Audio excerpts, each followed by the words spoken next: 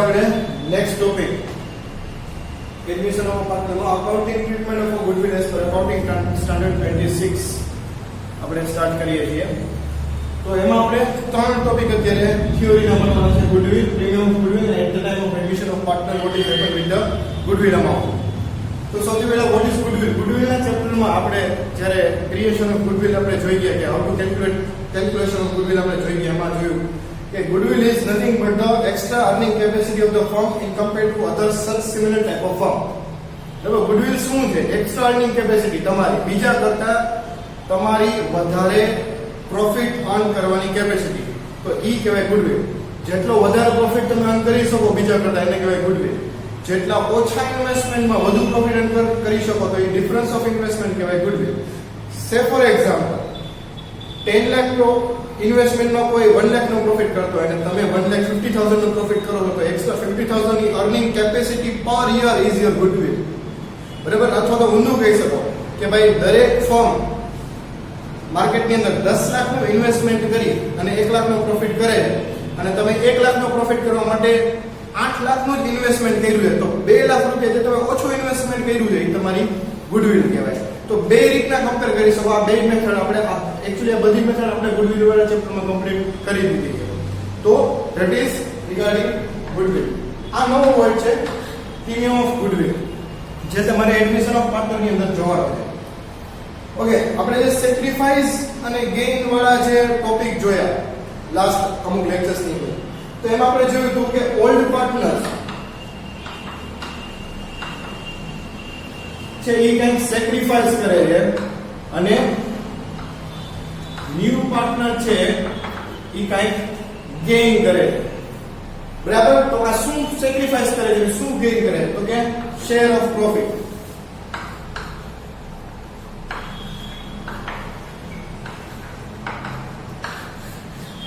પોતાના શેરમાંથી કંઈક સેક્રિફાઈસ કરે છે અને એ આખું ભેગું કરીને કોને આપે છે? ન્યુ પાર્ટનર, એટલે એનો ગેઇન થાય.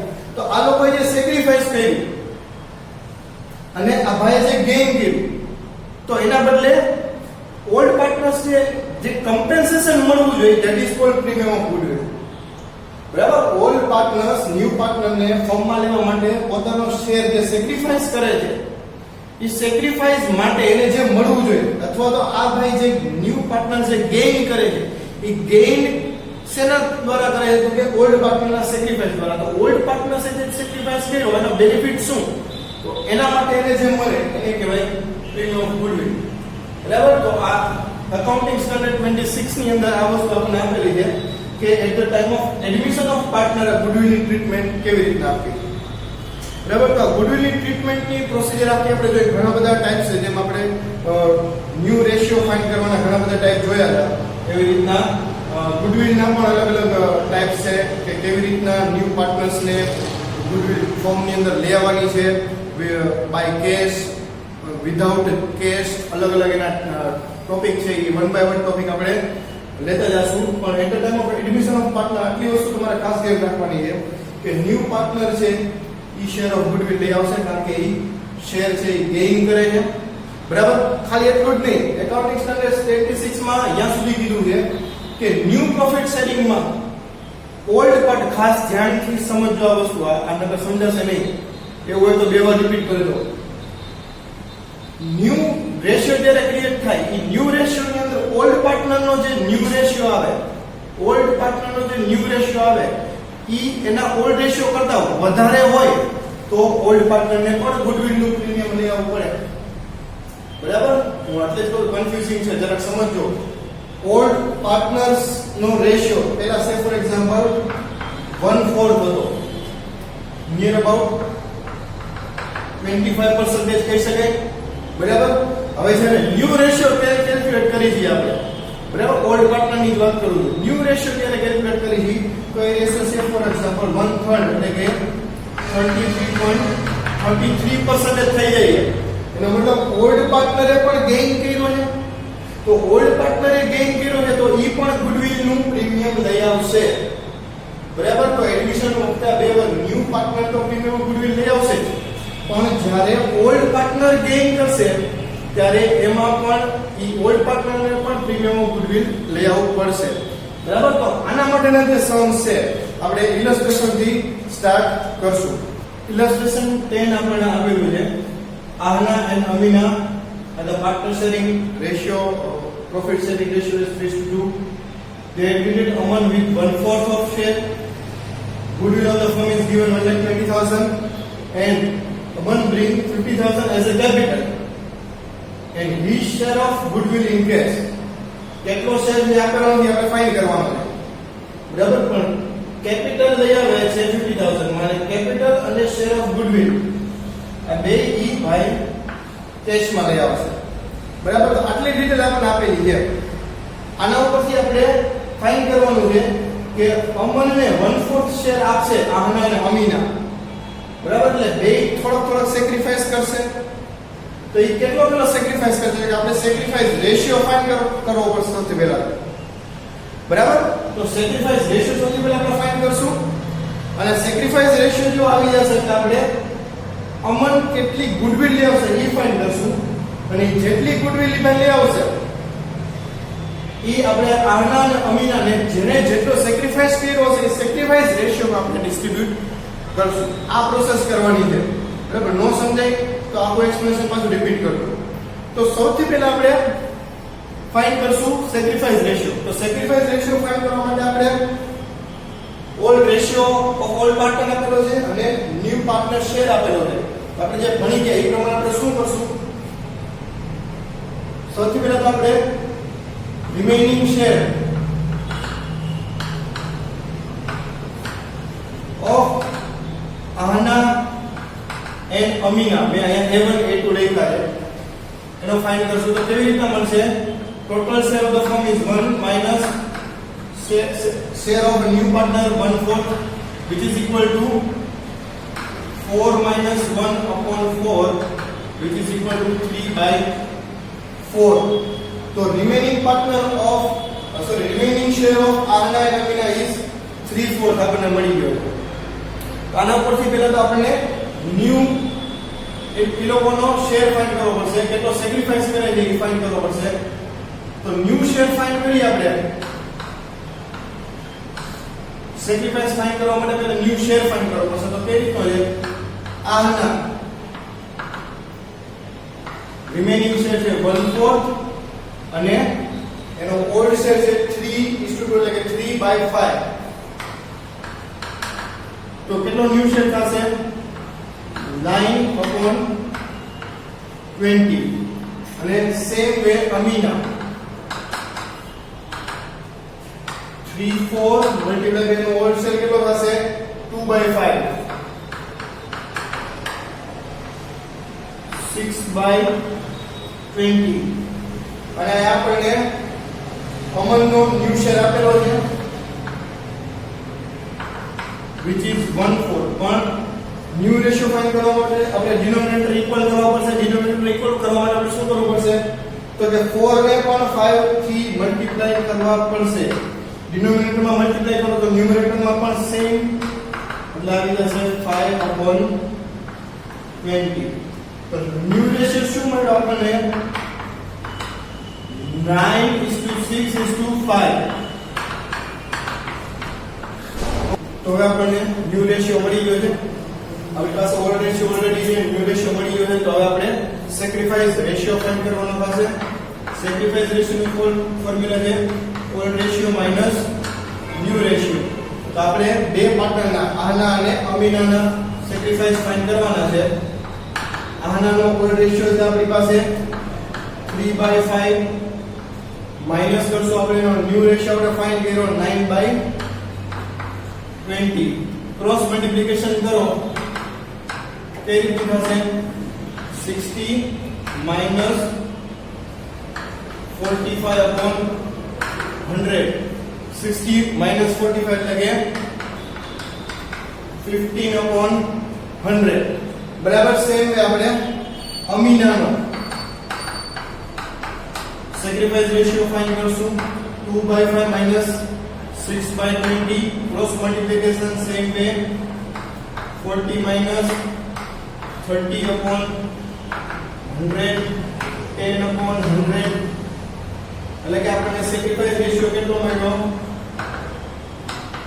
15:10 which is equal to 3:2 એટલે કે જો આપણે જેમ ડિસ્કસ કર્યું જે ઓલ્ડ રેશિયો છે એ સેક્રિફાઈસ રેશિયો છે બરાબર તો જ્યારે આપણને કઈ સેક્રિફાઈસ સ્પેસિફિકલી ન આપેલો હોય તો હંમેશા રાખવાનું જે ઓલ્ડ રેશિયો છે એ સેક્રિફાઈસ રેશિયો હશે તો સેક્રિફાઈસ રેશિયો આપણે ફાઇન્ડ કરી લીધો આના અને અમીનાનો 3:2 ઓલ્ડ રેશિયો આપણી પાસે એ છે હવે આપણે શેર ઓફ ગુડવિલ ફાઇન્ડ કરવું પડશે શેર ઓફ ગુડવિલ કેટલો થશે તો આપણે જે ફર્મની ગુડવિલ આપણે લઈએ 1,20,000 એમાં ન્યૂ પાર્ટનરનો શેર મલ્ટીપ્લાય કરી એટલે ન્યૂ પાર્ટનરની ગુડવિલ આપણને મળી જાય તો Aman's goodwill is equal to 1,20,000 એટલે કે goodwill of the firm is 1,20,000 multiplied by share of a new partner that is 1/4 which is come to 30,000 this is goodwill of Aman આ goodwill ને આપણે શું કરવાનું છે સેક્રિફાઈસ રેશિયોમાં આહના અને અમીનાને આપણે આપવાની છે તો પહેલા તો આપણે 30,000 ના પાર્ટ કરી લઈએ કે આહનાને કેટલા મળશે અને અમીનાને કેટલા મળશે તો આહના's share of goodwill is equal to 30,000 into 3/5 and Amina's share of goodwill is equal to 30,000 into 2/5 તો આને આપણે સિમ્પ્લિફાય કરી એટલે આપણને તરત મળી જશે 18,000 અને 12,000 તો હવે આપણી પાસે ટોટલ ગુડવિલ 30,000 છે કેપિટલ 50,000 લેવા છે ટોટલ અમનને કેટલા લેવાના થશે 80,000 તો અમન જે લઈ આવશે એની સૌથી પહેલી એન્ટ્રી થશે કેશ અકાઉન્ટ ડેબિટ 80,000 કેવી રીતે 80,000 50,000 કેપિટલ લઈ આવે છે અને 30,000 શેર ઓફ ગુડવિલ લઈ આવે છે બરાબર તો 50 પ્લસ 30 ટોટલ 80,000 ઈ કેશ છે cash comes in cash account debit બરાબર એમાંથી 50,000 કેપિટલ ના છે તો ટુ અમન્સ capital account 50,000 અને બાકીના 30,000 છે ઈ પ્રીમિયમ ઓફ ગુડવિલ છે તો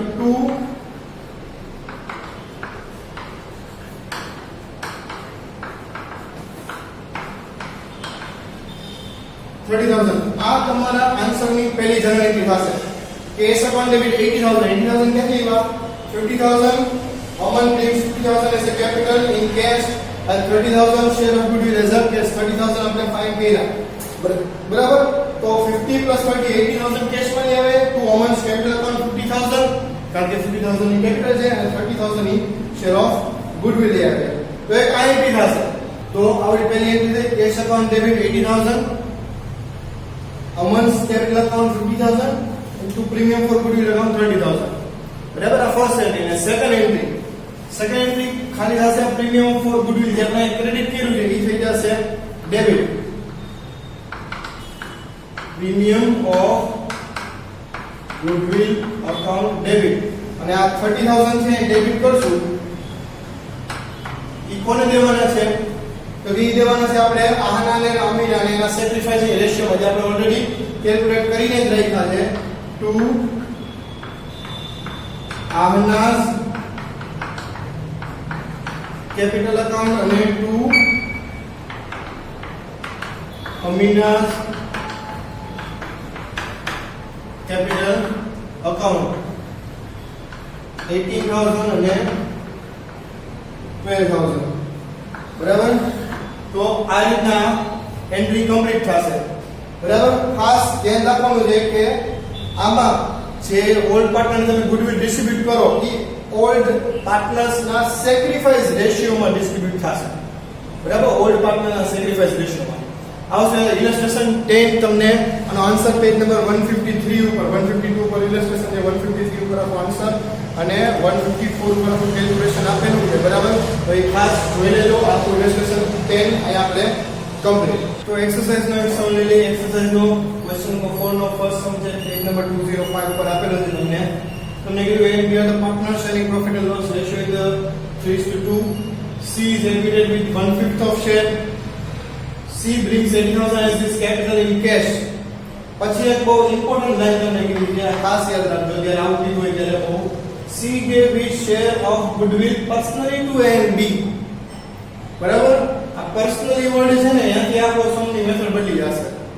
અને ઓલ્ડ ગુડવિલ આપેલી છે in the balance sheet before admission of C 25,000 આપેલી છે. તો આનો પણ એક ઇફેક્ટ આપણે આપવી પડશે. તો ઓકે, સૌથી પહેલા આની ઇફેક્ટ આપવી પડશે. યાદ રાખજો આયાથી સમની શરૂઆત થશે. મોટા સમમાં પણ જ્યારે આપણે કશું કે તમને યાદ કરાવ્યું છે, અમે તમને કીધું કે ઓલ્ડ ગુડવિલ જ્યારે તમને આપેલી હોય બરાબર before admission of new partner, તો ઓલ્ડ ગુડવિલ ઓલ્ડ પાર્ટનરને ઓલ્ડ રેશિયોમાં ડિસ્ટ્રીબ્યુટ કરી દેવાની. પાછું રિપીટ કરું છું. ઓલ્ડ ગુડવિલ 25,000 છે એ old partner A and B ને ઓલ્ડ રેશિયો 3:2 માં ડિસ્ટ્રીબ્યુટ કરી દેવાની થશે. તો એના માટેની એન્ટ્રી ગુડવિલ ની અસેટ છે બરાબર. પાર્ટનરનો બેનિફિટ લઈ જઈએ તો શું થશે? ગુડવિલ એકાઉન્ટ ક્રેડિટ થશે અને પાર્ટનર્સ કેપિટલ એકાઉન્ટ ડેબિટ થશે. તો S capital account debit, B's capital account debit to goodwill.